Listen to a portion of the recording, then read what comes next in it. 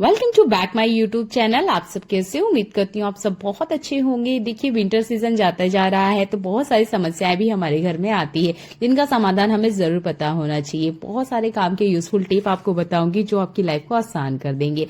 हर घर में हर महिला इस तरह की रबड़ का जरूर इस्तेमाल करती है। जब हम कंटिन्यू यूज करते हैं तो देखिए ये कुछ इस तरीके से ढीले हो जाते हैं। जो इसका रबड़ होता है वो लगभग खत्म हो जाता है। ये देखिए, अब इसका जो लास्टिक है वो खत्म हो गया तो हम इसका यूज नहीं करते हैं क्योंकि ये बहुत ज्यादा ढीला हो जाता है, बाल वगैरह पे बिल्कुल नहीं लगता है। तो आपने क्या करना है, एकदम खोलते हुए पानी में इसे डाल देना है।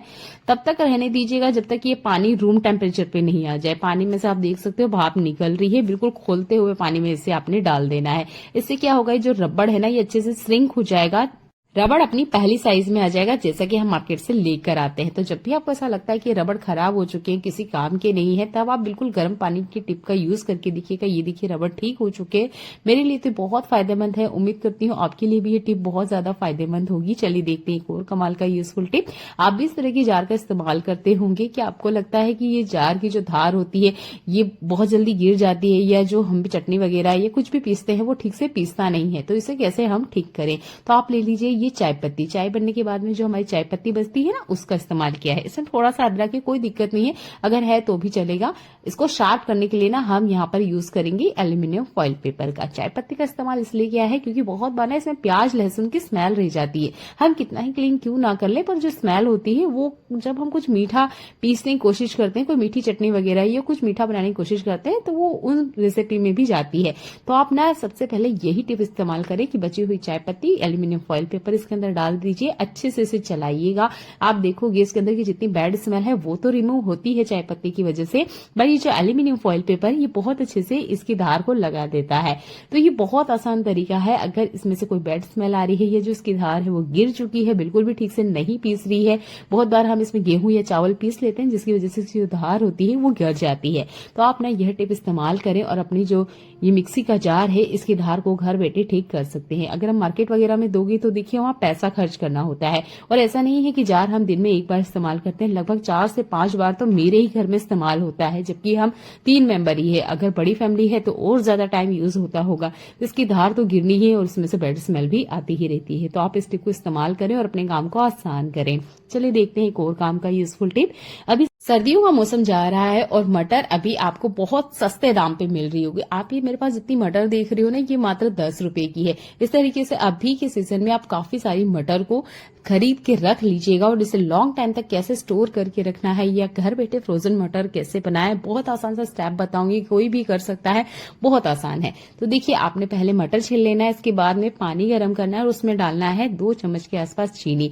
देखिए, डायरेक्ट भी हम मटर को स्टोर कर सकते हैं या ऐसे भी बॉईल कर सकते हैं, पर इससे क्या होता है ये बहुत ज्यादा ना फीका हो जाता है। ये जो उसका स्वाद होता है मुझे तो बिल्कुल समझ नहीं आता है, इसलिए मैं ना थोड़ी सी चीनी ऐड करती हूँ और उबलते हुए पानी में ये जो हमारे मटर है इसको मैं डाल दूंगी। अच्छे से 2 से 3 मिनट तक हमने इसे पकाना है, फिर चिल्ड वाटर में डाल देना है। ड्राई करने के बाद में आप इसे स्टोर कर सकते हो, पर हाँ चीनी जरूर ऐड करें, नहीं तो आप ऐसे ही स्टोर करने चाहोगे तो इसका बहुत ज्यादा स्वाद खराब हो जाता है। फिर कोई भी रेसिपी बनाइए ना तो मार्केट वाला जो स्वाद होता है वो नहीं होता है।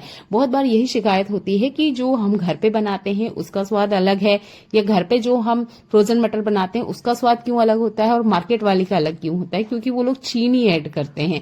चीनी ऐड करना बहुत जरूरी है, इसमें हल्का सा मीठापन होना चाहिए, नहीं तो ये बेस्वाद लगता है। गर्म पानी से निकालने के बाद इसे चिल्ड वाटर में डालिए, ठंडा कीजिए, अच्छे से इसे सुखाइए और आप इसे फ्रीजर में रख दीजिएगा। साल भर के लिए आप स्टोर कर सकते हो, बिल्कुल भी स्वाद नहीं बदलता है। क्योंकि हम अक्सर गर्मियों के मौसम में और सर्दियों के मौसम में मटर पनीर या पनीर से जुड़ी हुई सब्जियां मिस करते हैं, तब ना यही मटर हमको 100-150 रुपए पर केजी के भाव से मिलता है। शायद उससे भी ज्यादा इसका महंगा भाव होता होगा, पर उम्मीद करती हूँ यह टिप देखने के बाद अब भी आप इस टिप को जरूर यूज करोगे। ये अच्छे से बढ़िया से ठंडा हो जाएगा, अच्छे से सूख जाएगा, इसके बाद मैं इसे स्टोर करूंगी। पर हाँ, इस पे चिल्ड वाटर जरूर डालिएगा ताकि इसकी जो कुकिंग प्रोसेस है वो एकदम से रुक जाए। चलिए देखते हैं एक और काम का यूजफुल टिप। अभी के टाइम पे ना आपको टमाटर भी बहुत अच्छा मिल रहा होगा, तो मैंने भी लगभग बहुत सारे टमाटर घर में लिए हैं, पर इन टमाटरों की एक दिक्कत है, इन टमाटरों में ना बीज बहुत है, क्योंकि सर्दियों के मौसम में जो टमाटर होते हैं उसमें बहुत ज्यादा बीज होते हैं, या जो उनका बीज होता है वो बहुत ज्यादा पक्का होता है। तो देखिए, बीज खाना हमारी सेहत के लिए नुकसानदेह हो सकता है। आपने इस तरीके से घुमाना है जैसे मैं आपको दिखा रही हूँ, ये देखिए इस तरीके से एक साइड में से ये क्रेक हो जाएगा, इस तरीके से थोड़ा सा ये खुल जाता है। इसके बाद में जो इसके बीज है वो हमें निकाल देना है। बहुत सारे लोगों को पथरी की दिक्कत होती है, बहुत सारे लोग कहते हैं ये हमारे पेट में आंतों में फंस जाता है, डॉक्टर भी ये चीज कहते हैं। तो कोशिश कीजिएगा सर्दियों के मौसम में जो टमाटर मिलते हैं इसके बीज को बिल्कुल भी खाने में इस्तेमाल नहीं करें। अगर आपको ज्यादा ही पथरी की दिक्कत होती है या घर में कोई ऐसा फैमिली मेंबर है जिनके ऑपरेशन भी हो चुके हैं पथरी से जुड़े हुए, तो प्लीज अपने घर में यूज किए जाने वाले टमाटर का बीज जरूर निकालें। अगर आप बीज नहीं निकालोगे तो देखिए ये प्रॉब्लम उनको बार बार होती है। मेरे हस्बैंड है, उनको पथरी 2 बार हो चुकी है। तो मैं जब भी टमाटर का यूज करती हूँ तो इसका जो पल है या इसका जो ये बीज है ये जरूर निकालती हूँ ताकि उन्हें वापस कोई दिक्कत ना आए। अगर आपके घर में भी ऐसा कोई मेंबर है या आपको कभी जीवन में ना हो तो उसके बीज को जरूर निकाला करें, स्पेशली ये जो ठंड के सीजन के टमाटर होते हैं। चलिए देखते हैं एक और काम का यूजफुल टिप। नींबू का रस निकाल लेने के बाद अक्सर हम इस नींबू का यूज नहीं करते हैं। आपने क्या करना है, लेना है 4 से 5 लौंग, इस तरीके से नींबू के अंदर लगा देना है और लेना है एक सेफ्टी पिन और इसमें कुछ इस तरीके से लगा देना है जैसे मैं आपको दिखा रही हूँ। नेक्स्ट टाइम जब भी नींबू बच जाए या बचे हुए नींबू का टुकड़ा आपको मिले तो उसमें लौंग डाल दीजिए और इस तरीके से एक सेफ्टी पिन या धागे वगैरह लगा दीजिए, क्योंकि अभी मौसम बदल गया है, बिल्कुल गर्मी आना स्टार्ट हो गई है। दिन भर गर्मी रहती है, सुबह शाम हल्की हल्की सी बस ठंडक महसूस होती है, पर इसी बीच में मक्खी मच्छर घर के अंदर आते हैं। उन्हें भगाने के लिए बेस्ट रेमेडी है गेट या दरवाजे पे अटकाइएगा। ये जो हमारी सेलो टेप होती है ना, ये हमारे बिगड़े काम ही ठीक नहीं करती है और भी बहुत सारे कामों में यूज होती है। जैसे कि मैं आपको यहाँ पे सेलो टेप के एक टुकड़े का यूज करके बता रही हूँ। जिस तरफ गम होता है उस तरफ से हमने इसको बेलन के ऊपर लगाना है। जैसे ये देखिए, अच्छे से बेलन के ऊपर चला दीजिएगा। अगर आपके पास इस तरह का टेप है तो भी इस्तेमाल कर सकते हैं, अगर डॉक्टर टेप है या कोई और टेप है तो वो भी इस्तेमाल कर सकते हैं। अच्छे से बेलन पे चला लीजिएगा, देखिए जैसे मैं आपको दिखा रही हूँ। इसके बाद में इसको यहाँ से कट कर दीजिएगा। अब मैं आपको इसका यूज बताऊंगी ना, जिसे देखने के बाद अब भी आप इसे करके देखोगे। वैसे तो हम कपड़े धोने में काफी सारी सावधानी रखते हैं, पर उसके बाद भी जो हमारे जैकेट वगैरह होते हैं, अगर इसमें बाहर से रुए ना निकले तो इनसाइड अंदर की तरफ रुए आ जाते हैं। ये जो मेरा जैकेट है ना, मैं इसे करीब 5-6 साल से यूज कर रही हूँ। इसके ऊपर की तरफ कोई रुआ वगैरह नहीं लगता है, पर अंदर की तरफ देखिए काफी सारे रुए आ जाते हैं। बाहर की तरफ की इसके रुए निकालने के लिए मैंने आपको रेजर वाला टिप बताया था, पर अंदर हम क्या करें, अंदर के लिए ये सेलो टेप वाली टिप है। आप बेलन पे इस तरीके से लगा लीजिए और इसके ऊपर चलाइए जैसे मैं आपको दिखा रही हूँ। ये देखिए जितनी भी इस पे रुए वगैरह लगे हैं ना वो निकल जाएंगे। अंदर की तरफ हम बिल्कुल भी इस पे रेजर नहीं चला सकते क्योंकि जो रुए हैं वो कट जाएंगे, बहुत सॉफ्ट होते हैं इसलिए वो कट जाते हैं। तो आप यहाँ पर बेलन का इस्तेमाल कर सकते हैं। कॉर्नर पकड़ लीजिए अच्छे से और इस तरीके से चला दीजिएगा जैसे हम रोटी वगैरह बेलते हैं। जितने भी एक्स्ट्रा इसके ऊपर रुए वगैरह लगे हुए हैं वो निकल जाते हैं। ज्यादातर ये गलती पता है कब होती है, जब हम वॉशिंग मशीन में से धोते हैं। वॉशिंग मशीन के अंदर अगर कोई कपड़े के पुराने छोटे मोटे पार्टिकल रह गए होंगे तो वो बहुत आसानी से इसमें लग जाते हैं और बिल्कुल भी निकलने का नाम भी नहीं लेते हैं। तो कोशिश कीजिएगा आप इसे वॉशिंग मशीन में ना धोएं, कोशिश करें हाथ से धोएं। और गलती से अगर ऐसा कुछ हो जाता है तो फिर ये बेलन वाली ट्रिक है जो बहुत अच्छे से काम कर रही है। ये देखिए कितनी सारी गंदगी इसके ऊपर निकल के आई है। ये ट्रांसपेरेंट थी और अभी देखिए मेरी बेलन ही नहीं दिख रही है, बहुत गंदे तरीके से इसके ऊपर गंदगी आई है। ये देखिए इस तरीके रुए इसके ऊपर लगे हुए हैं। तो मुझे नहीं लगता आप इस टिप को बिना किए रह पाएंगे, अब भी करके देखिए। देखिए हम आलू काटें या ककड़ी काटें, जब भी हम कटिंग वगैरह करते हैं तो अक्सर ये चाकू के ऊपर चिपक जाते हैं, तब आपकी एक छोटी सी टूथपिक बहुत ज्यादा हेल्प कर सकती है। चाकू पे इस तरीके से लगाना है जैसे मैं आपको दिखा रही हूँ और आपने यहाँ सेलो टेप का हेल्प लेना है। थोड़ा सा टुकड़ा कट करना है और ये जो टूथपिक है ना इसके ऊपर लगा देना है। सेलो टेप में काफी अच्छा गम होता है तो अच्छे से चिपकेगा, ऐसा नहीं है कि ये निकलेगा। ये देखिए बस इस तरीके से जैसे बीच में मिड में मैं आपको दिखा रही हूँ ऐसे लगाना है। एक्स्ट्रा पार्ट अगर आता है तो इसे कट कर दीजिएगा। इसके बाद में आप चॉपिंग करना स्टार्ट कीजिएगा। आप देखेंगे जो बार बार आलू या ककड़ी हम कट करते हैं और चाकू के ऊपर चिपक जाता है ना, वो चिपकना बंद हो जाएगा। ये सिंपल सा टिप है, अपनी लाइफ में अपनाइए और अपने किचन के काम को आसान करिए। यह दिक्कत उन लोगों को बहुत ज्यादा होती है जो स्टार्टिंग में चॉपिंग तो करना चाहते हैं पर वो ठीक से होती ही नहीं है, क्योंकि सारी जो सब्जियां वगैरह होती है वो चाकू के ऊपर ही चिपक जाती है। तो इस तरीके से पकड़िए और आराम से अपने काम को आसान करिए। उम्मीद करती हूँ सिंपल सा टिप है, आप अपनी लाइफ में जरूर यूज करेंगे। चलिए देखते हैं और ऐसे काम के यूजफुल टिप्स। सेफ्टी पिन का इस्तेमाल हर महिला करती है। बहुत बार ऐसा होता है कि हमारे पास कलरफुल सेफ्टी पिन नहीं होती है या कलर्स वाली नहीं होती है, और इस तरह की सेफ्टी पिन जैसे मैं आपको लास्ट में बना के दिखाऊंगी ये मार्केट में अवेलेबल होती है, पर नॉर्मल सेफ्टी पिन से इसका प्राइस भी ज्यादा होता है। इमरजेंसी में ये टिप आपको बहुत ज्यादा काम आएगा। आपने लेना है नेल पेंट, जिस भी कलर की आपकी ड्रेस है उस कलर का नेल पेंट लीजिएगा और ये जो हमारी सेफ्टी पिन है ना इसके हेड के ऊपर आपने इस तरीके से कलर कर देना है। आप चाहे तो इसे अच्छे से डार्क से भी कर सकते हैं, जैसे मैं आपको दिखा रही हूँ। ये देखिए, इस तरह का सेफ्टी पिन मार्केट में जरूर मिलता है, जिसका प्राइस हम बहुत ज्यादा देकर आते हैं। पर नॉर्मल जो सेफ्टी पिन है उसको आप इस तरीके से चेंज कर सकते हैं। जब आपको नेक्स्ट टाइम अलग साड़ी या अलग कलर का ड्रेस पहना है तब आप फिर से इसके ऊपर कलर कर लीजिएगा। तो नॉर्मल सेफ्टी पिन को आप इस तरीके से बना सकते हैं और अपने काम निकाल सकते हैं। इस टिप को मैंने बहुत बार यूज किया है और सच्ची में बहुत अच्छे से काम भी करती है। चलिए देखते हैं एक और कमाल का यूजफुल टिप। जब भी हम सब्जी वगैरह बनाते हैं, स्पेशली जो कड़ी वगैरह होती है, अगर हम इसे ऐसे ही छोड़ देते हैं गैस के ऊपर तो देखिए ये उफनेगी। यहाँ पर अभी कम है इसलिए इसमें उफान नहीं आ रहा है, पर ज्यादा क्वांटिटी में जब कड़ी होती है तो वो बहुत जल्दी से बॉईल होकर कढ़ाई में से बाहर आ जाती है। तब आपने सिरेमिक का कप या इस तरह का जो स्टील का कप होता है इसे बीच में छोड़ देना है। ये देखिए, जैसे आप इसे बीच में छोड़ दोगे आप देखोगे ये उफनना या जो निकल के बाहर आना होता है ये बंद हो जाएगा।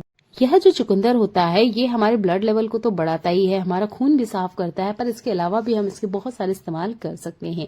आज मैंने एक चुकंदर को छीला है, जैसे मैं आपको दिखा रही हूँ। ये देखिए, और आज हम इसे खाएंगे नहीं, हम आज इसका अलग तरीके से इस्तेमाल करेंगे। मैंने यहाँ लिया है ग्रेटर, मेरे पास ना बड़ी साइज का है, आपके पास छोटी साइज का है तो आप उसका इस्तेमाल कर सकते हैं, या चाहे तो आप इसे मिक्सर में भी चला सकते हैं। तो ये देखिए, बिल्कुल एक छोटा सा टुकड़ा मैंने यहाँ पर ग्रेट किया है। आप चाहें तो इसका जूस निकाल सकते हैं। मैं डायरेक्ट ही ऐसे ही इस्तेमाल करने वाली हूँ इसको। लगभग 1 चम्मच के आसपास है और हमें लेना है ये फ्रेश वाला दही। इसके अंदर हमें दही डाल देना है। लगभग 2 या 3 चम्मच के आसपास हमें इसके अंदर दही डालना है। इसके बाद में हमें लेना है बेसन। ये भी हर किचन में अवेलेबल होता है। लगभग 1 चम्मच के आसपास आप इसके अंदर बेसन डालिएगा। अब आपने लिक्विड कुछ भी ऊपर से नहीं डालना है। अगर आपको लगता है ये बहुत ज्यादा ठीक है तो फिर से आपने यहाँ दही ही ऐड करना है, कुछ और ऐड नहीं करना है। एक बहुत अच्छा सा फेस पैक बनके रेडी हो चुका है। विंटर सीजन में जो हमारी स्किन होती है उस पर काफी सारे डेड सेल्स होते हैं, हमारी स्किन बिल्कुल भी ग्लो नहीं करती है। हम अच्छे से चेहरे को फेस वॉश करेंगे, अच्छे से चेहरे को सुखाएंगे। उसके बाद में जो स्क्रबर हमने बना के रेडी किया है चेहरे पे अप्लाई करना है। 15 मिनट के लिए चेहरे पे रहने दीजिएगा। हल्का सा जब सूखने आए तो हल्के हाथों से मसाज करना है। यहाँ पर हमने दही का इस्तेमाल करा है, स्किन के डेड सेल्स को बहुत अच्छे से निकालेगा। बेसन भी बहुत अच्छे से स्क्रबिंग का काम करता है और जो हमने यहाँ पे चुकंदर मिलाया है वो आपकी स्किन पर ग्लो लेकर आएगा। ऐसा ही एक और काम का यूजफुल टिप यहाँ पर संतरे से जुड़ा हुआ है। अक्सर संतरा खा लेने के बाद इस छिलके को हम फेंक देते हैं, इस बार आपने बिल्कुल नहीं फेंकना है। यहाँ पर आप जो संतरे का छिलका देख रहे हो ये देखिए गीला है, सूखा है तो बहुत अच्छी बात है, अगर गीला भी है तब भी कोई दिक्कत नहीं है। इस तरीके से एक क्लीन जार में आपने लेना है। इसके बाद में हम कुछ चीजें यहाँ पर ऐड करेंगे। ये है हमारा नॉर्मल चावल जो कि हम घर में इस्तेमाल करते हैं। आप चावल के पाउडर का भी इस्तेमाल कर सकते हैं। मैं नॉर्मल ये जो चावल है जो कि हमारे किचन में होता है इसी का इस्तेमाल करके मैं आपको दिखा रही हूँ। यहाँ लगभग 3 चम्मच इतना चावल हमने ये जो मिक्सर जार में हमने संतरे के छिलके डाले हैं ना इसके अंदर ही डालना है। ये सारी चीजें आप सुखा कर भी इस्तेमाल कर सकते हैं और चाहे तो इस तरीके से डायरेक्ट भी इस्तेमाल कर सकते हैं। एक बार बनाइए, महीने 2 महीने के लिए टेंशन फ्री हो जाइए। इस फेस स्क्रबर में हम और भी चीजें ऐड करेंगे तो लगभग 4 चम्मच के आसपास हमें यहाँ चावल ऐड करना है। अगर आपको लगता है चावल ज्यादा मोटा है तो आप यहाँ पर 3 चम्मच लीजिएगा। चावल को हम कितनी भी बारीक से क्यों ना पीस ले, इसमें एक दाना जरूर रह जाता है, वो हमारे स्क्रबर के लिए बहुत अच्छे से काम करता है। ऐसे ही एक और चीज हमारे घर में अवेलेबल होगी अभी के टाइम में, ये है कच्ची हल्दी। मार्केट वाली हल्दी मत लीजिएगा, आप अपने आंखों के सामने ही हल्दी की गांठ लेके यूज करें क्योंकि उनमें केमिकल होता है, भले ही हम कितनी भी सावधानी रखें। तो हमारे पास कच्ची हल्दी है इसलिए मैं इसका यूज कर रही हूँ। आपने ये भी इसके अंदर डाल देना है। यहाँ हल्दी की मैंने एक गांठ ली है। अब मिक्सर जार को अच्छे से चलाना है। अगर आपको लगता है कि अच्छे से नहीं पीस रहा है तो आप बीच में स्पून से हिलाते रहिएगा, ये बहुत अच्छे से बारीक पीस जाएगा। थोड़ा सा दरदरा रहता है क्योंकि हमने इसमें चावल ऐड किया है और संतरे का छिलका भी ऐड किया है। हल्का सा दरदरापन जरूर होता है, ऐसा नहीं है कि बिल्कुल बारीक हो जाएगा।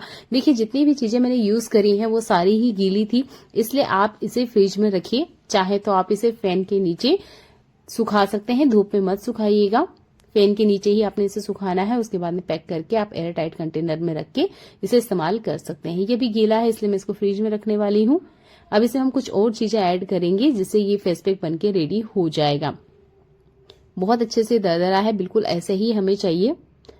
आप पहले इसे डायरेक्ट ऐसे ही फ्रिज में रखें और इस्तेमाल करें। जब आपको बनाना है तब इसके अंदर जो चीजें मैं आपको बता रही हूँ डालने के लिए वो डालिएगा, पहले से डाल के मत रखिएगा, नहीं तो ये खराब हो जाएगा। पहले 3 चीजों का जो इंग्रेडिएंट हमने बना के रेडी करा है इसको अलग साइड में रख दीजिएगा, जितना भी आपको चाहिए। जैसे मुझे 2 चम्मच चाहिए तो मैंने 2 चम्मच इस्तेमाल किया है। अब इसमें हम कुछ चीजें ऐड करेंगे। यहाँ हम ऐड करेंगे कॉफी पाउडर को। यहाँ लगभग आधी चम्मच इतना हमें कॉफी पाउडर चाहिए। कॉफी पाउडर ऐड करने के बाद में यहाँ पर आपने एक लिक्विड चीज ऐड करनी पड़ेगी ताकि ये एक पेस्ट जैसा बन जाए। हर इंसान की स्किन अलग होती है, स्किन टोन अलग होती है, हर चीज अलग तरीके से काम करती है। तो किसी की स्किन पे हो सकता है दही अच्छे से वर्क करे, किसी की स्किन पे दूध अच्छे से वर्क करे, किसी की स्किन पे गुलाब जल या नॉर्मल पानी। तो यहाँ लिक्विड आप अपनी पसंद के अकॉर्डिंग मिला सकते हैं जो आपकी स्किन को सूट करता है, क्योंकि हर किसी की स्किन अलग होती है। मेरी स्किन रफ है इसलिए मैंने यहाँ पर दही का इस्तेमाल किया है। अगर आपकी स्किन ऑयली है तो आप गुलाब जल का इस्तेमाल कीजिएगा।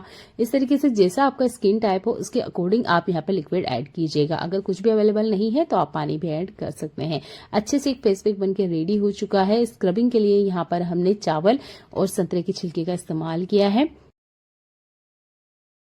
इस स्क्रबर को जब आप इस्तेमाल करोगे तो आपकी जो स्किन की डेड सेल्स हैं वो तो सारे बाहर निकल के आएंगे ही, आपकी स्किन बिल्कुल भी रफ नहीं रहेगी। हमने दही का इस्तेमाल किया है, वो हमारी स्किन में अच्छे से नमी बनाए रखेगी। आपने हल्के हाथों से अप्लाई करना है। आप चाहें 3 से 4 मिनट रहने दीजिएगा ताकि जो हमारी स्किन है वो थोड़ी सी लूज हो जाए। इसके बाद में हल्के हाथों से स्क्रबिंग करनी है। बहुत कड़क हाथों का इस्तेमाल मत कीजिएगा, नहीं तो रेडनेस आ जाती है। हल्के हाथों से बस आपने यहाँ पर मसाज करते जाना है। एक बार में ही आपको रिजल्ट नजर आएगा। आप इसे चेहरे पर, गले पर, हाथ में, पैर पे सब जगह अप्लाई कर सकते हैं। बस आपने हल्के हाथों से मसाज करना है, एक ही बार में आपको रिजल्ट नजर आएगा। आप चाहे तो हफ्ते में 3 बार अप्लाई कर सकते हैं, पर इस बात का जरूर ध्यान रखें आपने कोई साबुन इस्तेमाल नहीं करना है इसे अप्लाई करने के बाद, ना ही कोई फेस वॉश इस्तेमाल करना है, क्योंकि हमने जितनी भी चीजें ऐड करी है वो नेचुरल है और जब वो केमिकल से टच होगी तो स्किन को डैमेज कर सकती है। अच्छे से मसाज कर लिया है, इसके बाद मैं हाथ को क्लीन करके आपको दिखाऊंगी। मेरी जो स्किन है वो काफी ज्यादा रफ होती है, बिल्कुल भी ऑयल है ही नहीं मेरी स्किन में, तो मुझे ना इस तरह के फेस पैक की बहुत ज्यादा नीड होती है। अगर आपकी स्किन भी इस तरीके से रफ है तो आप इस टिप को जरूर अपनाएं, एक बार में आपको रिजल्ट नजर आएगा।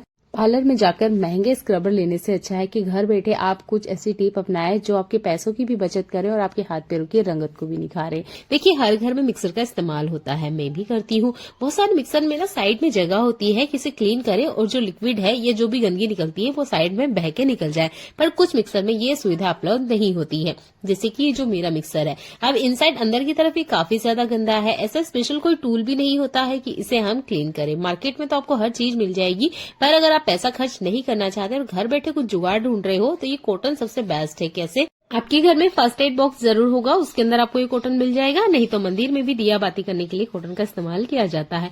थोड़ा सा लेना है, जितना मैंने हाथों में लिया है, आप चाहे तो कम भी ले सकते हैं। ये देखिए इतना कॉटन काफी होगा हमारा ये जो मिक्सर है इसको साफ करने के लिए। देखिए डायरेक्ट डालेंगे तो ये इसके अंदर ही रह जाएगा, इसलिए फोक का इस्तेमाल करेंगे, अच्छे से इसमें सेट हो जाता है। अगर आपको लगता है कि ठीक से नहीं बैठ रहा है तो एक नॉर्मल जो रबर बैंड होता है उसका आप इस्तेमाल कर सकते हो। क्लीन करने से पहले आप थोड़ा सा बर्तन लिक्विड लें। नॉर्मल हम किचन क्लीन करने के लिए बर्तन लिक्विड अलग इस्तेमाल करते हैं, फर्श क्लीन करने के लिए अलग क्लीनर इस्तेमाल करते हैं, और इस तरह के कुछ अप्लायंस होते हैं उनको क्लीन करने के लिए अलग अलग अप्लायंस के लिए अलग अलग हम क्लीनर इस्तेमाल करते हैं। पर आप जानते हैं कि ये जो बर्तन लिक्विड होता है ये बहुत अच्छे से मिक्सर को क्लीन कर देता है। देखिए मैंने फोक के अंदर इस तरीके से कॉटन को लगाया है। जो बर्तन लिक्विड होता है वो काफी बेस्ट होता है, बहुत अच्छे से सरफेस को क्लीन कर देता है, जितनी की स्पेशल चिपचिपी होती है। तो ये जो मिक्सर होता है ना, इसके अंदर जो भी गंदगी है वो खाने पीने से जुड़ी हुई है, तो खाने पीने की जो क्लीनिंग करते हैं हम वो बर्तन लिक्विड से ही करते हैं, तो वही आपने इस्तेमाल करना है। इस तरीके से डालिए, फोक को बस आप घुमाइए, आप देखेंगे बहुत आसानी से क्लीन हो जाता है। जितना कॉटन है ना ये भी बहुत आसानी से बाहर आ जाएगा। तो मुझे तो मिक्सर साफ करने के लिए बर्तन लिक्विड ही बेस्ट लगता है। अगर बहुत ज्यादा चिपचिपा है, बहुत ही ज्यादा गंदा है, तब आप बर्तन धोने वाले बर्तन लिक्विड में आप थोड़ा सा मीठा सोडा भी ऐड कर सकते हैं। ये देखिए कॉटन में निकाल के आपको दिखा देती हूँ, जितनी गंदगी है वो सारी की सारी कॉटन के अंदर आ चुकी है। आप नॉर्मल कोई सॉफ्ट कपड़ा भी इस्तेमाल कर सकते हैं या टिश्यू पेपर का भी इस्तेमाल कर सकते हैं, पर कॉटन हर घर में अवेलेबल होती है, इसलिए मैंने यहाँ कॉटन पे यूज करके आपको बताया। ये देखिए काफी सारी गंदगी उसमें से बाहर निकल के आई है। फिर से अगेन मैंने एक कॉटन यूज किया था, पर सेकंड वाले कॉटन में कोई गंदगी नहीं थी। अप्लायंस क्लीन करने के लिए जो भी डस्टर आप लेते हैं उसमें थोड़ा सा बर्तन लिक्विड लीजिए, थोड़ा सा पानी आपने ऐड करना है, और ये देखिए इस तरीके से बहुत ज्यादा गीला नहीं करना है, हल्का सा पानी आपने डालना है। ऑलरेडी जो बर्तन लिक्विड होता है वो गीला ही होता है, बस थोड़ा सा ऐड करते हुए इस तरीके से बस वाइप कर दीजिएगा। जितना भी गंदगी है वो बहुत अच्छे से क्लीन हो जाता है। आप इस तरीके को फ्रिज के लिए भी इस्तेमाल कर सकते हैं, वॉशिंग मशीन के लिए, इस तरीके कोई इलेक्ट्रॉनिक अप्लायंस है उसके लिए भी इस्तेमाल कर सकते हैं। बस इस बात का ध्यान रखें कि स्विच बोर्ड पर इस्तेमाल ना करें क्योंकि इसमें थोड़ा सा लिक्विड ज्यादा होता है, पर जो आपके अप्लायंस है वो बहुत अच्छे से क्लीन हो जाते हैं। अगर आप महंगे क्लीनर इस्तेमाल करते हैं तो एक बार इस तरीके को भी अपना के देखिएगा, आपकी लाइफ भी आसान होगी और आपके जो अप्लायंस है वो भी चमकते रहेंगे। चलिए देख लेते हैं और आज की यूजफुल टिप्स। घर में छोटे बच्चे हैं तो इस तरह के पैड का इस्तेमाल जरूर करते होंगे। इसके अंदर बैटरी लगी होती है जो कुछ टाइम बाद में खत्म हो जाती है। आप चाहें तो इसे अच्छे से कवर कर सकते हैं, बस इसमें जो होल वगैरह है ना इनको आप कवर मत कीजिएगा, बाकी इसको आप अच्छे से कवर कर सकते हैं और उसके बाद में आप इसका इस्तेमाल कर सकते हैं। हमारे घर में हम फोटो फ्रेम जरूर बनवाते हैं। घर में अगर इस तरह के फोटो रखे हुए हैं तो ये बिल्कुल फ्रेम की तरह अच्छे से काम करेगी। मैं छोटा सा ही जुगाड़ बता रही हूँ, आप इसे जरूर अपना के देखिएगा। मेरे बेटे में ना बिल्कुल भी सब्र नहीं है। जब मैं इसे कर रही थी ना तो वो मुझे बीच बीच में काफी ज्यादा कह रहा था मम्मी मैं करूं, तो ये इस पैड को कवर नहीं कर पाई थी। आप चाहे तो गिफ्ट पेपर से या नॉर्मल जो हमारा वॉल पेपर होता है उससे कवर कर लीजिएगा। उसके बाद में इस तरीके से सैलो टेप लीजिए, फोटो के पीछे आप कुछ इस तरीके से लगा दीजिएगा जैसे मैं आपको दिखा रही हूँ। ये देखिए, आप डबल टेप का भी इस्तेमाल कर सकती हूँ। मैं डबल टेप का इस्तेमाल इसलिए नहीं करती हूँ क्योंकि जब हम इसे खींच के निकालेंगे ना तो हमारी फोटो वगैरह खराब हो जाती है। तो डबल टेप का इस्तेमाल ना करते हुए इस तरह की टेप का इस्तेमाल करें, इसके ऊपर चिपका दें आप जैसे मैं आपको दिखा रही हूँ। देखिए जो बेकार सा पैड है बहुत अच्छे से फ्रेम की तरह ये काम करेगा और इसमें होल वगैरह कुछ भी करने की जरूरत नहीं है। इसमें ऑलरेडी पहले से होल किए हुए होते हैं, बस आपको हैंग करने की देर है। तो उम्मीद करती हूँ अगली बार इस तरह के पैड या इस तरह की कोई भी चीज आपके घर से निकल रही है तो आप उसे बिल्कुल भी नहीं फेंकोगे। और ऐसा नहीं है कि ये चलती नहीं है, बहुत लॉन्ग टाइम तक चलेगी, सालों साल आपको देखने की जरूरत भी नहीं पड़ेगी। ऐसा ही एक और काम का यूजफुल टिप, ये पेपर क्लिप आपके घर में भी इस्तेमाल होती होगी। मेरे पास ये बड़ा वाला पेपर क्लिप है, इसका एक मैं यूज आपको बता रही हूँ। अगर आप चाहें तो इमरजेंसी में इस टिप को इस्तेमाल कर सकते हैं। बहुत बार हमारे घर में ना चिमटा वगैरह नहीं होता है या हमें इमरजेंसी में ऐसी कोई जगह हो जहां हमें कोई चीज पकड़ के निकालनी हो, मान लीजिए किसी दरार में कोई चीज फंस गई है या टेबल के नीचे फंसी हुई है और हमें वहां से निकालनी है, तब आप इस पेपर क्लिप का इस्तेमाल कर सकते हैं। आप यहाँ पर पेंसिल भी लगा सकते हो, इस तरीके से स्पून भी लगा सकते हो। कोई भी चीज आप इसके ऊपर लगाने के बाद में इस तरीके से दबाओगे तो देखिए एक चिमटे जैसा ही काम करेगा। अगर कोई चीज अंदर की तरफ या टेबल के बीच में या कोई दरार में फंस गई है तो निकालने के लिए बेस्ट आइडिया है। इमरजेंसी में टिप बहुत ज्यादा काम करती है। मैंने किचन की चम्मच यूज करके बताई है, आप इसमें पैन वगैरह स्केल का भी इस्तेमाल कर सकते हो। बहुत कम जगह में या किसी चीज को उठाने के लिए आप इस पेपर क्लिप का इस्तेमाल कर सकते हो, कुछ इस तरीके से जैसे मैंने आपको दिखाया है। आप चाहे तो यहाँ पर परमानेंट इसे बनाना चाहते हो तो ग्लू गन से आप इसे चिपका भी सकते हो। ये टिप बहुत ज्यादा काम आएगी इमरजेंसी के लिए। ऐसा ही एक और काम का यूजफुल टिप, जब हमारे किचन में खाना वगैरह बनता है तो हम लोग ना कुछ इस तरह के शीशे का इस्तेमाल करते हैं। अब कुछ बच जाता है तो हम अक्सर इसमें ही छोड़ देते हैं, जिसकी वजह से ना ये बहुत जल्दी खराब हो जाते हैं। फ्रिज में भी रखो, ये बहुत ज्यादा मेसी दिखाई देता है। देखिए चाहे तो हम इसे पैक करके रख सकते हैं पर रखने में दिक्कत होती है। कोशिश कीजिएगा अगर आपके घर में इस तरह के शीशे का इस्तेमाल करते हैं तो मैंने एक थोड़ा सा कम बजट वाला एक तरीका आपको बताया है। आप चाहे तो ये आपकी चॉइस से आप कर सकते हो। मैंने डी मार्ट से मैंने इसे 13 रुपीज में एक ग्लास की बोतल को खरीदा है। आप लोकल मार्केट से अगर परचेज करते हो तो 10 रुपए के अंदर ही आपको मिल जाएगी। और अगर आप ज्यादा क्वांटिटी में लेते हो, मान लीजिए 12 या 24, तो शायद और कम रेट में भी आपको ये मिल जाए। देखिए इस तरह की बोतलों का इस्तेमाल करें। इसके अंदर ये जो बचे हुए थोड़े से मसाले रहते हैं ना, इनको आप रख लीजिएगा। एयरटाइट कंटेनर होता है, अगर आप बाहर भी रख दोगे साल भर बाद भी खोल के देखोगे तो ये मसाले खराब नहीं होते हैं। पर जो सेशे है इसमें हम कितना भी अच्छे से पैक करके क्यों न रख दें, इसके बाद भी ये मसाले खराब हो जाते हैं और देखने में बिल्कुल भी अच्छे नहीं लगते हैं। तो उम्मीद करती हूँ आप थोड़ा सा अपना बजट को संभालेंगे और इस तरह की शीशी वाली बोतल जरूर लेकर आएंगे। मेरे लिए बहुत ज्यादा फायदेमंद होती है। पर इसका ना एक नुकसान भी है, जब हम इस तरीके से रख देते हैं तो हमें पता ही नहीं चलता क्योंकि सारे मसाले एक जैसे दिखते हैं। तो इन मसालों को पहचानने का एक जुगाड़ बता रही हूँ, आप इसे अपना सकते हो। एक पेपर लिया है, कट किया है, साइज अपने हिसाब से आप छोटी बड़ी कर सकते हो। इसके ऊपर आप मसाले का नाम लिख दीजिएगा, जो भी मसाला आपने इस कंटेनर के अंदर डाला है। जैसे कि गरम मसाला है, इसके ऊपर मैंने सेलो टेप कुछ इस तरीके से लगा दिया है। अब जो भी आपका मसाला है उसके ऊपर आप इसे लगा दीजिएगा। आप बोतल को धोगे तभी ये बाहर निकल के आएगा, शायद तब भी ना निकले। जब तक आप इसे खींच के नहीं निकालोगे, ये जो आपने लिखा है या जो सेलो टेप से आप चिपका रहे हो, ये बिल्कुल भी निकलता नहीं है। अगर आपने इसे 2 महीने या 3 महीने बाद भी अगर ये आपके हाथ लगी तो आपको बराबर नजर आएगा कि ये बोतल में मसाला किस चीज का रखा था। अगर ऐसे ही रख दोगे तो देखिए सारे मसाले मिसमैच हो जाते हैं और हमें पता नहीं चलता है। शीशे को हटाइए और इस तरह की बोतल का इस्तेमाल कीजिए। मैं अपने घर में इसे इस्तेमाल करती हूँ और मेरे लिए बहुत ज्यादा फायदेमंद है। देखिए हमारे घर में छोटे बच्चे होते हैं ना, तो उनके पास कुछ इस तरह के टॉयज होते हैं, बहुत बारी टूट वगैरह भी जाते हैं। ये मेरे छोटे बच्चे का टॉयज है, ये टूट गया है। अब देखिए हर बार हमारे पास ग्लू गन अवेलेबल नहीं होती है। अगर आपके पास ग्लू गन है या खराब हो चुकी है या अभी अवेलेबल नहीं है तो आप ग्लू गन की स्टिक लेकर आ सकते हैं। कैंडल पे से गर्म मत कीजिएगा, गैस पर गर्म कीजिएगा, क्योंकि कैंडल से जब हम गर्म करते हैं तो ये काली पड़ जाती है। काला नहीं करना है हमें। आप इस तरीके से आराम से टॉयज चिपका सकते हो। ये एक स्टिक 5 रुपए की पड़ती है, तो आप इस तरह के स्टिक भी लेकर आ सकते हो। अगर आपके पास ग्लूगन खरीदने का बजट नहीं है तब ये टिप बहुत ज्यादा काम आएगी। ग्लूगन बहुत अच्छे से काम करता है। ये देखिए मैंने इस तरीके से जो टूटा हुआ टॉयज है इसको भी ठीक कर दिया है। तो ग्लू गन की स्टिक अपने घर में जरूर रखा करें, ये बहुत सारी चीजों को जोड़ने में काम आती है। क्लीन कर लेने के बाद हम किचन सिंक पे बहुत कम ध्यान देते हैं। देखिए इस पे काफी ज्यादा चिकनाहट है, काफी ज्यादा चिपचिपाहट है। इन सबको हम हटाएंगे। हम ज्यादातर यहाँ पर गर्म पानी का इस्तेमाल करते हैं, पर आज एक नया तरीका है, इसे भी एक बार जरूर ट्राई आउट करके देखिएगा। पहले आपने इस तरीके से केप लगा लेना है जैसे मैं आपको दिखा रही हूँ, और आपने लेना है आइस क्यूब।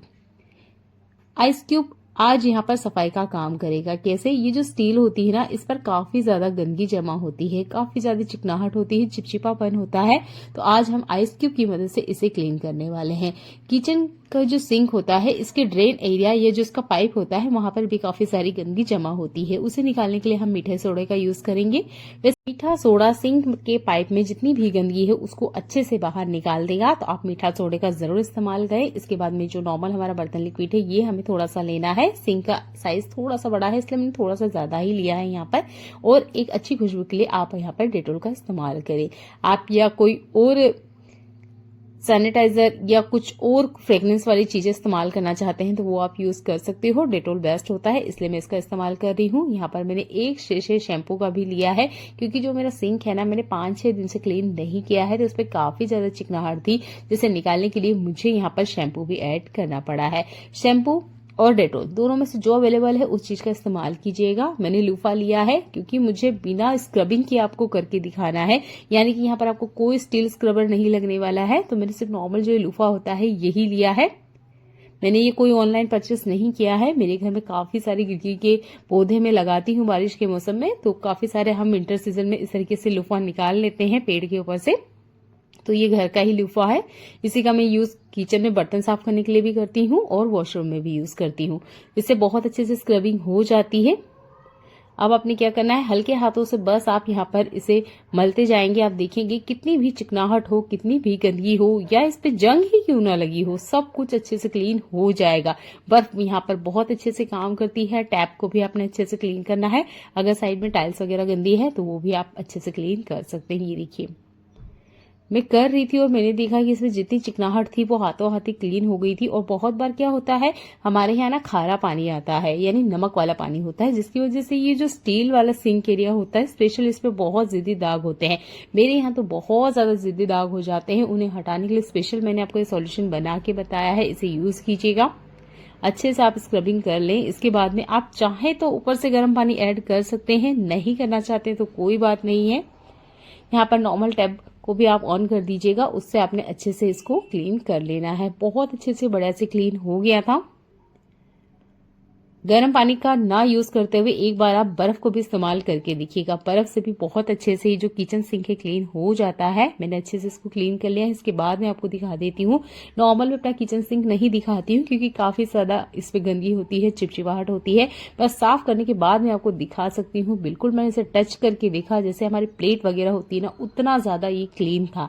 उम्मीद करती हूँ आप इस टिप को जरूर यूज करेंगे और सिंक की जो शाइन है वो आप देख पा रहे होंगे। आप इसे ट्राई आउट करके देखिएगा। एक बार आप करोगे ना, यकीन मानिए नेक्स्ट टाइम भी आप इसे जरूर करना चाहोगे, क्योंकि बहुत बढ़िया से बहुत अच्छे से क्लीनिंग हो जाती है और जो शाइन है वो तो देखते ही बनती है। कोई गेस्ट वगैरह आ रहा है तब आप स्पेशल ये क्लीनिंग कर सकते हैं।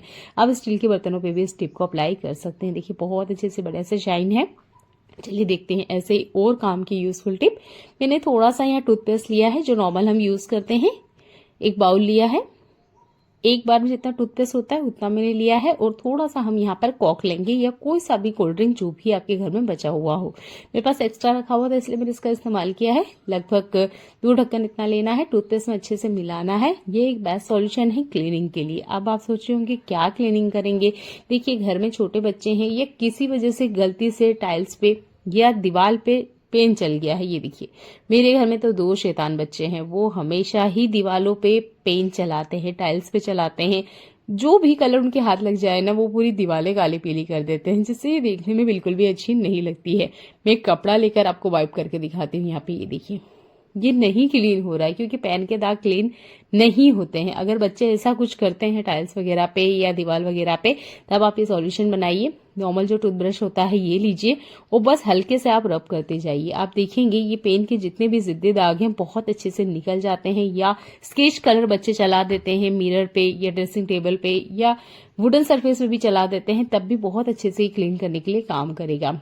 क्योंकि मेरे घर में इस चीज की सबसे ज्यादा जरूरत होती है। मैंने आपके सामने ही पेन के निशान बनाए और क्लीन करके भी दिखा रही हूँ। अच्छे से ये छूट गए थे, एक बार में नहीं क्लीन हुआ था। देखिए हल्के हल्के से दाग और है तो मैंने एक बार और अप्लाई किया था। ये बहुत अच्छा बेस्ट सॉल्यूशन है, इसका जरूर यूज करके देखिएगा। यही सॉल्यूशन ना आप टाइल्स की गैप को क्लीन करने के लिए भी कर सकते हैं। कैसे, चलिए आप देख सकते हैं यहाँ पर पेन का एक भी दाग नहीं है। हमारे किचन काउंटर की जो पीछे वाला हिस्सा होता है यहाँ पर काफी ज्यादा गंदगी इकट्ठा हो जाती है। मान लीजिए आप 15 दिन भी नहीं क्लीनिंग कर रहे हैं पीछे वाले काउंटर वाले हिस्से की, तो यहाँ पर बहुत ज्यादा एक जिद्दी मैल या गंदगी इकट्ठा हो जाती है, तेल वाली चिपचिपी सी। उसको हटाने के लिए भी कॉक और टूथपेस्ट वाला टिप बहुत अच्छे से काम करता है। साइड कॉर्नर में जितना भी सॉल्यूशन बचा था ना ये मैंने यहाँ पर डाल दिया। अब हल्के हाथों से बस आपने ब्रश से घुमाना है, जितनी भी गंदगी क्यों ना हो वो बहुत आसानी से निकल जाती है। कोक जो होता है आप किसी सरफेस पे डाल के देखिएगा, वो वहां के बैक्टीरिया या वहां पर जितनी भी गंदगी जमा हुई है वो बहुत आसानी से निकाल देता है। वैसे ही सेम ये जो हमारा टूथपेस्ट होता है ये भी यही काम करता है कि सरफेस पे से जितनी गंदगी है उन दोनों को अच्छे से निकाल देता है। तो आप दोनों चीजों को मिक्स करिए और अप्लाई करके देखिएगा। एक बार आप मेरे कहने पे करके देखिएगा। जब आप ये चीज सीख जाओगे या आप ये चीज अप्लाई करके देखोगे अपनी रियल लाइफ में, तो आप नेक्स्ट टाइम कोई बाजार से सॉल्यूशन लाना भूल जाओगे क्लीनिंग के लिए, क्योंकि बहुत अच्छे से क्लीनिंग करता है। ऐसे ही यहाँ पर एक टाइल्स का हिस्सा मैं आपको दिखा देती हूँ। यहाँ पर एक जगह आप देख सकते हो कि क्लीन किया हुआ है, बिल्कुल व्हाइट दिख रहा होगा आपको, क्योंकि इसे मैंने अभी इसी सॉल्यूशन से क्लीन किया था। और साइड वाली जो आप टाइल्स देख रहे हो थोड़ा सा वहां ब्लैक ब्लैक हिस्सा आपको दिख रहा होगा, क्योंकि उस तरफ मैंने भी क्लीन नहीं किया था। तो टाइल्स की जो कॉर्नर होते हैं ना, इनको साफ करने के लिए भी आप इस सॉल्यूशन को यूज कर सकते हैं। और ये देखिए पूरा जो टाइल्स है मैंने आपको क्लीन करके दिखाया, बिल्कुल व्हाइट नया सा चमक उठा है। तो आप इस सॉल्यूशन का यहाँ भी इस्तेमाल कर सकते हो। ऐसा ही और काम का यूजफुल टिप, यहाँ पे अगेन मैंने कॉक लिया है। आप यहाँ पर विनेगर का भी इस्तेमाल कर सकते हो। अब हमें लेना है बर्तन लिक्विड। जो बर्तन लिक्विड होता है ये बहुत अच्छे से सरफेस को क्लीन करने के लिए काम करता है। जैसे कि बर्तन तो ये साफ करता ही है, पर आप पता है इससे पोछा भी लगा सकते हो। कैसे, दोनों चीजों को ऐड कीजिएगा। जैसे मैंने कहा अगर कॉक नहीं है तो विनेगर ऐड कीजिएगा, थोड़ा हल्का गुनगुना पानी लीजिएगा, दोनों को मिक्स कीजिएगा। दोनों को मिक्स करना बहुत जरूरी है, ठीक है। इससे जितना आप मिक्स करोगे ये उतने अच्छे से काम करेगा। किचन डस्टर या कोई ऐसा कपड़ा जिससे आप क्लीनिंग करते हो, पोछा वगैरह, वो ले लीजिएगा। छोटा वाला वाइपर लिया है मैंने, क्योंकि मैं किचन की ही क्लीनिंग आज आपको बता रही हूँ। तो इसके ऊपर कपड़े को हमने कुछ इस तरीके से लगाना है। एक तरफ से यहाँ से मोड़िए और दूसरी तरफ से फिर आप मोड़ दीजिए। ये देखिए अच्छे से सेट हो जाता है, निकलता बिल्कुल नहीं है। यहाँ पे नीचे ना चाय गिर चुकी है, जिसको मैं आपको क्लीन करके दिखा रही हूँ। ये देखिए 2 बार में ही अच्छे से क्लीन हो गई थी। बाकी जो एरिया है वो भी मैंने आपको क्लीन करके बताया है। तो किचन की सफाई करने के लिए आप इस सॉल्यूशन का इस्तेमाल कर सकते हैं। डायरेक्ट बर्तन लिक्विड यूज करेंगे तो देखिए वो बहुत ज्यादा लग जाएगा। इतना तो हमारे शायद बर्तन धोने में भी इस्तेमाल नहीं होता है। तो आप थोड़ा सा विनेगर या थोड़ा सा कॉक का ऐड कर सकते हैं और उसके बाद में आप पानी ऐड करते हुए इस तरीके से पोछा लगा के देखिएगा। आपकी किचन की जितना बैक्टीरिया है वो तो मरेंगे ही, जितनी भी गंदी सरफेस है या चिपचिपी सरफेस है वो भी बहुत अच्छे से बढ़िया से क्लीन हो जाएगी। मेरे हाथों को ध्यान से देखिएगा, जैसे मैंने आपको वाइपर के ऊपर कपड़ा लगा के बताया है, बिल्कुल इस सेम टिप को आप अप्लाई कीजिएगा। वाइपर से कपड़ा बिल्कुल नहीं निकलता है और जो आपकी टाइल्स वगैरह है वो भी बहुत अच्छे से क्लीन हो जाती है। आपके सामने ही मैंने क्लीन करके दिखाया है, ये देखिए।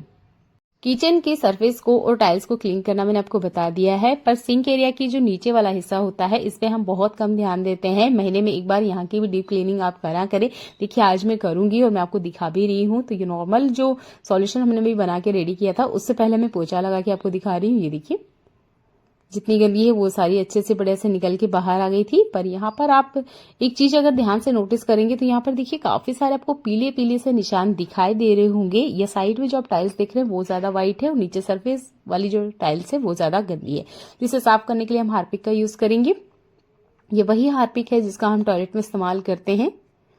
जितनी भी टाइल्स ज्यादा आपको गंदी लग रही है वहां पर इस तरीके से अप्लाई कर दीजिएगा। बिना मेहनत के आप क्लीनिंग चाहते हैं तो आप हार्पिक अप्लाई करने के बाद में थोड़ा सा वॉशिंग पाउडर भी स्प्रेड कर दीजिएगा। इससे क्या होता है, एक बहुत जल्दी से रिएक्शन होता है।